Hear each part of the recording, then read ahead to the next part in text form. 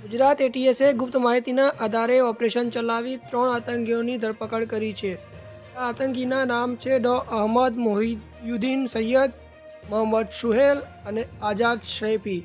માહિતી મુજબ આ ત્રણે છેલ્લા 1 વર્ષથી એટીએસની રડાર પર હતા. સૂત્રો મુજબ આ લોકો સોશિયલ મીડિયા અને ગુપ્ત નેટવર્ક દ્વારા હથિયારો અને ફંડિંગનો વ્યવહાર ચલાવી રહ્યા હતા. તેમની મંજિલ હતી દેશના મોટા શહેરોમાં હુમલાની તૈયારી કરવી. એટીએસે એક ગુપ્ત ઓપરેશન દ્વારા આ ત્રણેયને અમદાવાદથી ઝડપ્યા. સંબંધિત જગ્યાઓ પરથી હથિયાર, ડિજિટલ ડિવાઇસ અને દસ્તાવેજો જપ્ત કરવામાં આવ્યા છે. પ્રાથમિક પૂછપરછમાં ખુલ્યું છે કે તેઓ વિદેશી હેન્ડલરો સાથે પણ સંપર્કમાં હતા. એટીએસના અધિકારીઓએ જણાવ્યું છે કે આ માત્ર શરૂઆત છે, કારણ કે હજી પણ આ નેટવર્કમાં ઘણા લોકો સામેલ હોઈ શકે. તપાસ એ દિશામાં આગળ વધી રહી છે. ગયા કેટલાક મહિનાઓથી ગુજરાત સહિત દેશભરમાં સુરક્ષા એજન્સીઓ સતત સતર્ક છે.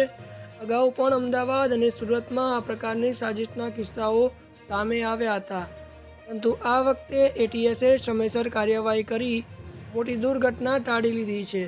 વિશ્લેષકો કહે છે કે આ પ્રકારની ધરપકડો બતાવે છે કે આંતરરાષ્ટ્રીય સંગઠનો હજુ પણ ભારતમાં અશાંતિ ફેલાવવા પ્રયાસ કરી રહ્યા છે.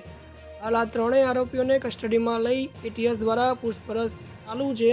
કયા લોકો સાથે તેમનો સંપર્ક હતો, કેવી રીતે ફંડિંગ થતું હતું અને કઈ જગ્યાઓ પર હુમલો કરવાનો પ્લાન હતો, તે અંગે એટીએસ વિગતવાર તપાસ કરી રહી છે.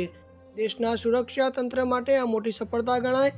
ગુજરાત એટીએસએ એકવાર ફરી સાબિત કર્યું છે કે જ્યાં સુધી તેમની નજર છે ત્યાં સુધી દુશ્મનના ઈરાદા સફળ નહીં થાય.